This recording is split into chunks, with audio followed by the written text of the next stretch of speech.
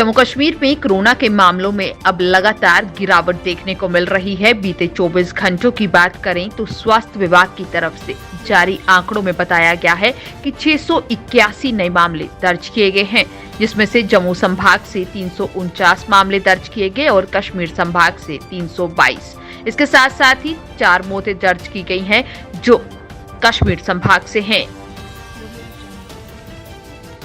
लोकसभा में गृह राज्य मंत्री नित्यानंद राय ने बताया कि श्री माता वैष्णो देवी तीर्थ पर भगदड़ की घटना के कारणों का पता लगाने के लिए जम्मू कश्मीर सरकार की उच्च स्तरीय समिति गठित की गई है। हादसे के बाद RDFI आधारित भीड़ प्रबंधन प्रणाली, अतिरिक्त CCTV कैमरे, JK पुलिस और CRPF कर्मियों की अतिरिक्त तैनाती भी की गई है।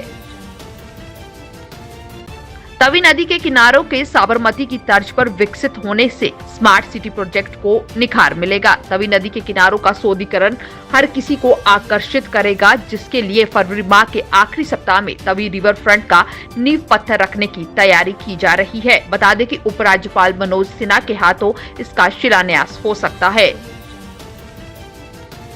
बांदीपुरा जिले के एक ग्रामीण गांव की रहने वाली जीनत फातिमा ने 12वीं कक्षा के परिणाम में जिला स्तर पर प्रथम स्थान प्राप्त किया है।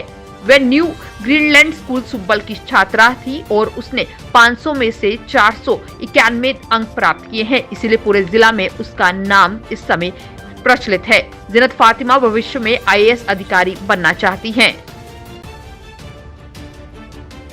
सांबा जिला के गगवाल में 3 मंजिला इमारत जो साइकिल की दुकान थी, उसमें कल रात करीब 10 बजे भयानक आग लग गई। आग का कारण शॉर्ट सर्किट बताया जा रहा है। मौके पर पहुंची फायर ब्रिगेड ने आग को काबू किया, लेकिन तब तक दुकान में रखे सभी साइकिल जलकर राख हो गए हैं। तकरीबन 20 लाख रुपए के करीब का नुकसान बताया जा रहा है।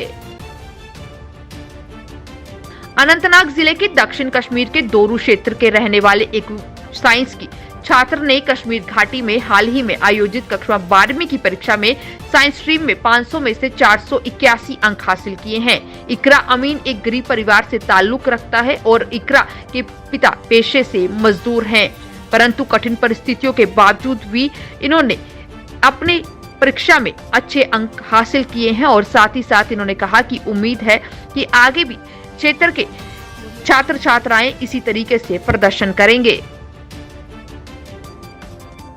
पीपल्स डेमोक्रेटिक पार्टी के महासचिव गुलाम नबी लोन हंजूरा ने बुधवार को अपने पद और पार्टी की राजनीतिक सलाहकार समिति से इस्तीफा दे दिया।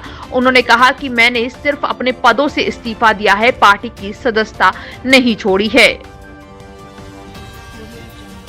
बारामूला जिला के government higher secondary school Sopore ने 12वीं कक्षा में 11 स्थान हासिल कर जोन के सरकारी स्कूलों को पीछे छोड़ दिया है, जिसके परिणाम कल शाम घोषित किए गए थे। छात्रों के अनुसार स्कूल ने साइंस स्ट्रीम में 10 और आर्ट स्ट्रीम में 1 स्थान हासिल किया है और इसके साथ साथ ही इन छात्रों ने स्कूल के सभी टीचर्स का भी शुक्रिया अदा किया। इन्होंने कहा कि उनकी कड़ी मेहनत की वजह से ही ये इस मुकाम तक पहुंच पाई हैं। बांदीपुरा के उपायुक्त डॉक्टर ओवैस अहमद ने बुधवार को विभिन्न खेल क्लबों और संघों के बीच खेल किट को वितरण किया है। इस मौके पर संयुक्त निदेशक योजना इम्तियाज अहमद और उनके साथ साथ अन्य अधिकारी भी उपस्थित रहे। उपायुक्त बांदीपुरा ने खिलाड़ियों और विभिन्न खेल क्लबों के प्रतिनिधियों से बातचीत करते हुए कहा कि जिला प्रशासन जिला में खेल के बुनियादी ढांचे को विकसित करने में इच्छुक है।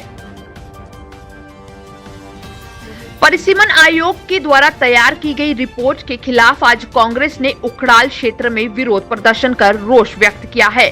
आपको बता दें कि रामबन इकाई के द्वारा जोरदार प्रदर्शन किया गया, जिसमें कांग्रेस पार्टी के जिला अध्यक्ष फारूक कटोच, अरुण सिंह, राजू फिरोज खान, करलीप सिंह और अन्य नेता भी मौजूद रहे थे। इस मौके पर कांग्रेस नेताओं ने कहा कि परिसीमन आयोग की रिपोर्ट बिल्कुल सही नहीं है, जिसमें उन्होंने पोगल परिस्थान को 2 हिस्सों में बांट दिया है, जो कि हम लोगों को बिल्कुल मंजूर नहीं है।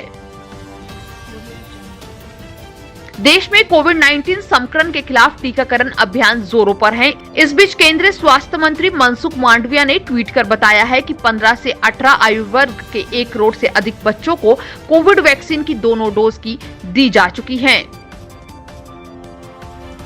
केंद्र सरकार ने बुधवार को संसद में आत्महत्याओं से जुड़े आंकड़ों को साझा किया। सरकार ने राज्यसभा को सूचित किया कि 2018 से 2020 के बीच 16,000 से अधिक लोगों ने दिवालियेपन या कर्ज के कारण आत्महत्या की, जबकि 9,140 लोगों ने बेरोजगारी के कारण अपना जीवन समाप्त कर लिया। नमस्कार, ताज न्यूज में आपका